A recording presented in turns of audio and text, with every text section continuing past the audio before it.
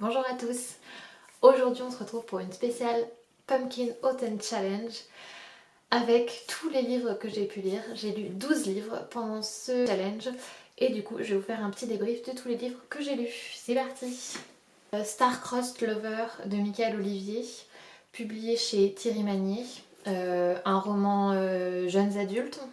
C'est un peu le Roméo et le Juliette des temps modernes.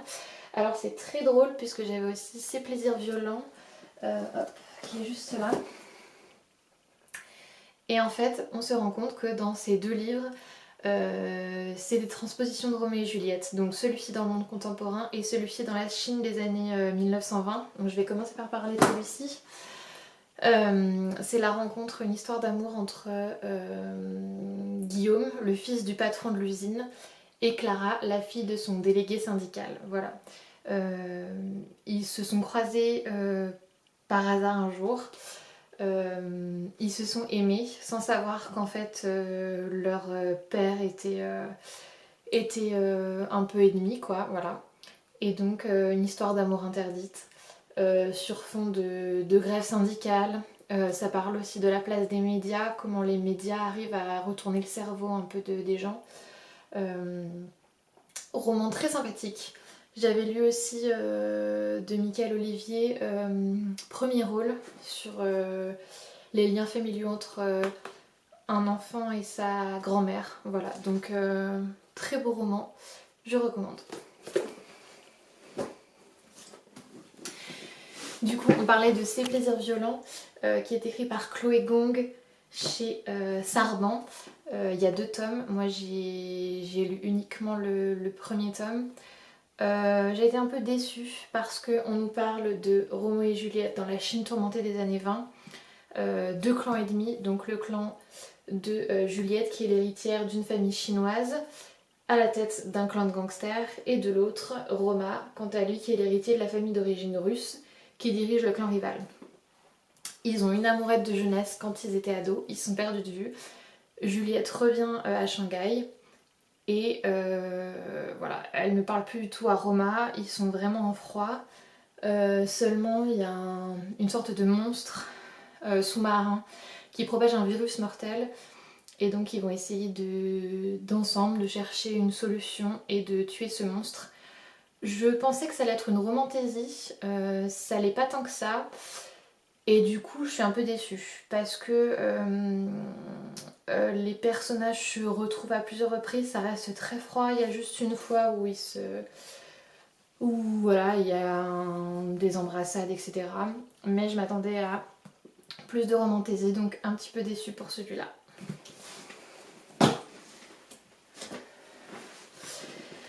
J'ai ensuite lu Rappel à la vie de David Park aux éditions La Table Ronde. Celui-ci, c'était pour la couverture automnale que je l'ai prise. C'est Maurice qui, depuis la mort de sa femme, se laisse un peu vivre, clairement. Et il découvre un programme de running, en fait, une mise en forme pendant quelques temps, avec à la clé, il doit faire je sais plus combien de kilomètres. Et il va participer à ce programme de running voilà, pour se dire je fais ça pour ma femme, j'essaie de me remettre en forme. Et il va découvrir toute une galerie de personnages.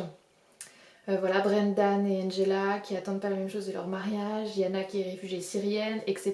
Donc en fait c'est une tranche de vie en fait, plusieurs portraits de personnes qui ont des destins un peu particuliers. Et voilà, c'est très cosy, très mignon, ça se lit très bien. Voilà, c'est très tendre et puis c'est quand même assez prenant sur la fin. C'est une bonne lecture aussi, voilà. On continue avec les racontages de Monsieur Perrault. Il est vraiment très joli. C'est une bande dessinée de Pog et Léon aux éditions d'Argo. C'est le premier tome, il y a 4 volumes. Ça se passe à chaque fois à une saison différente, donc on commence sur l'automne, et puis il y aura le printemps, l'été, l'hiver. On reprend en fait des personnages des contes de Charles Perrault. Donc on a qui bave en fait, c'est les 3 petits cochons. On a Anne, c'est Peau d'âne. On a Kipu, c'est un autre petit cochon. Donc en fait c'est un détournement des contes de Perrault et c'est très très drôle. Les illustrations sont vraiment trop choupies. Voilà, j'ai beaucoup aimé l'humour, voilà, Hansel et Bretzel par exemple, le d'Hansel et Gretel.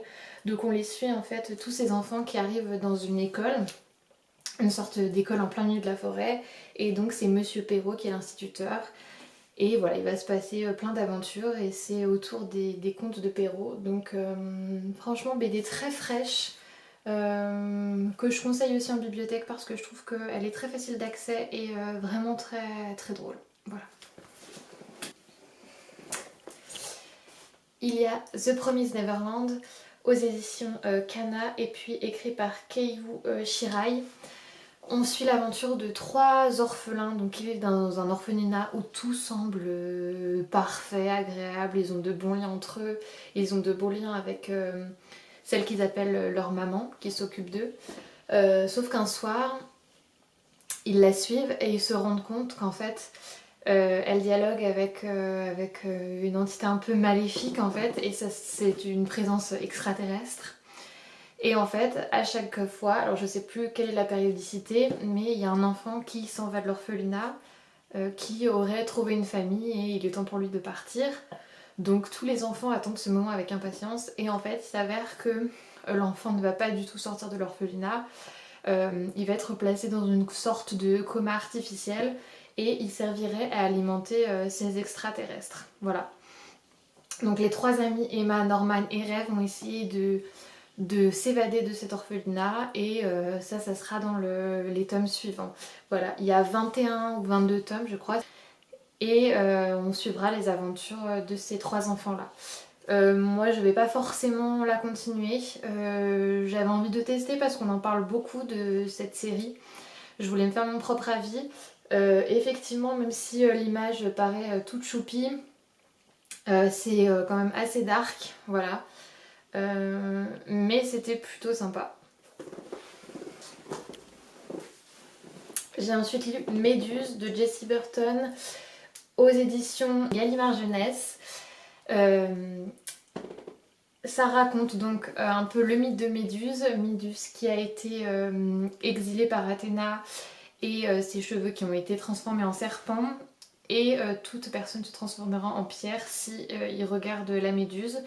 Elle vit donc cachée avec ses sœurs Gorgones dans une île. Sauf qu'un jour débarque Persée.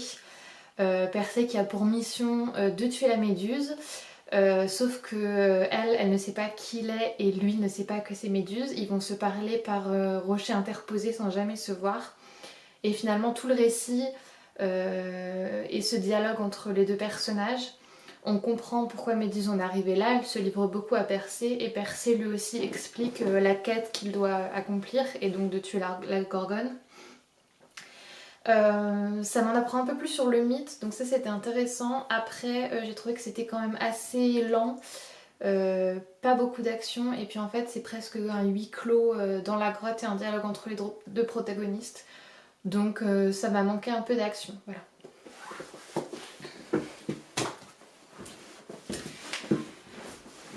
On finit avec la série que je viens de terminer, la série Le Royaume de Pierre d'Ancre de Pascal Kivigier aux éditions Eurowerk par Agdon dans la collection Épique. Là c'est le tome 1, L'Art du naufrage, le roman est en 4 tomes. Ça suit l'histoire du prince Thibaut qui vit dans le royaume de Pierre d'Angle qui est un royaume très, très paisible, très pacifique. Il sillonne les mers parce qu'il fuit un peu ses responsabilités de prince. Un jour, pendant le voyage, il y a une passagère clandestine qui arrive à bord. Elle s'appelle Emma. Elle a un passé un peu mystérieux, on comprend qu'elle était esclave dans un autre royaume. Il tombe amoureux, elle l'épouse.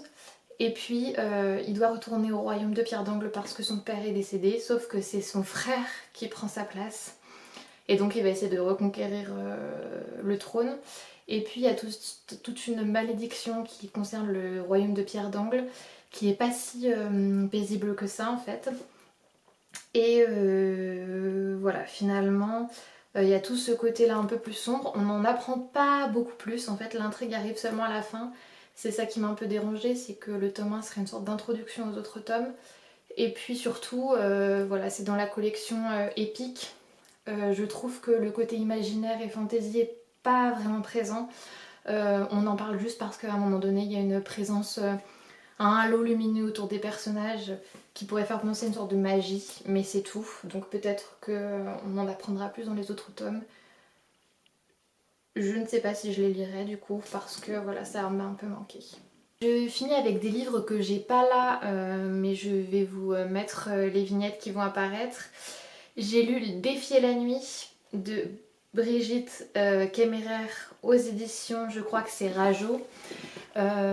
Bonne surprise pour ce livre, c'est une sorte de romantasy enemies to lover entre une personne assez pauvre du village qui vole des fleurs spécifiques qui sont censées guérir les personnes malades dans le royaume. Et puis de l'autre côté, on a le frère du roi qui lui est un peu vu comme le bourreau royal, donc très, très méchant, très sombre. On va se rendre compte qu'il n'est pas aussi sombre qu'il n'y paraît, et je trouve que c'est une figure masculine qui est quand même moins sombre que dans certains romans enemies to lover. C'est un tome 1, une trilogie.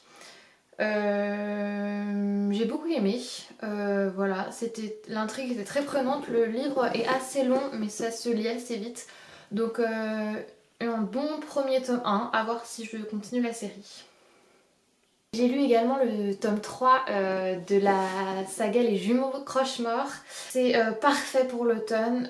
On suit deux jumeaux qui vont retourner dans la ville où leurs parents habitaient plus jeunes, qui est une ville un peu hantée. Il faut pas traîner la nuit parce qu'il y a il y a de la brume avec des espèces de monstres qui rôdent. Donc pas hyper sympa comme ambiance. Il y a aussi une malédiction qui plane autour de tout ça. Et puis la jumelle a une sorte de don. Elle se transforme en monstre à certains moments et donc elle ne possède plus du tout son corps. Et son frère va un peu essayer de gérer tout ça. Dans ce tome 3, c'est donc la conclusion, la série se termine. Je crois qu'ils arrivent à sortir du village hanté. Voilà, ça se finit bien, mais c'était une série addictive. Assez noir quand même. Il y a un peu de sang, de monstres, etc. Mais c'est quand même de l'ado. Donc voilà, ça reste abordable pour tous. Jumeaux Croche-Mort, très bonne série, finie en 3 tomes de Cassandra O'Donnell. J'ai également lu le premier tome de la série de BD Lightfall, qui est très bien aussi, les dessins sont très jolis. C'est dans un monde animalier, alors humains, animaux. C'est une quête, un personnage qui va partir à la recherche de son grand-père et puis qui va découvrir toute une galerie de personnages hyper attachants, hyper drôles. Ça m'a beaucoup plu, c'est un tome 1. Il y a 3 tomes pour l'instant et c'est publié aux éditions Gallimard Jeunesse.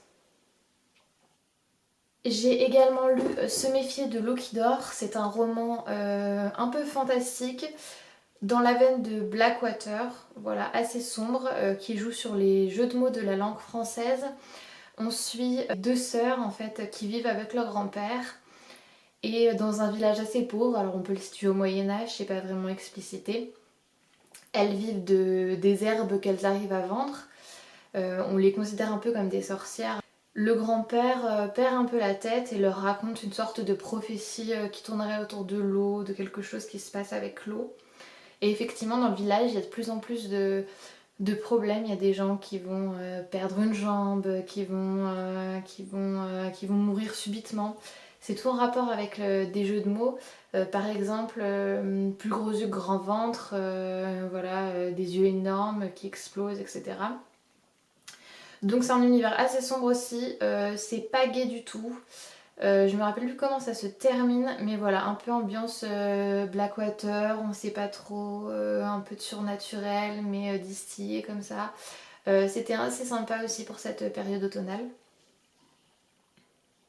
Et j'ai lu le tome 1 de la série de bande dessinée Au Chant des Grenouilles, qui est en 4 tomes pour l'instant je crois.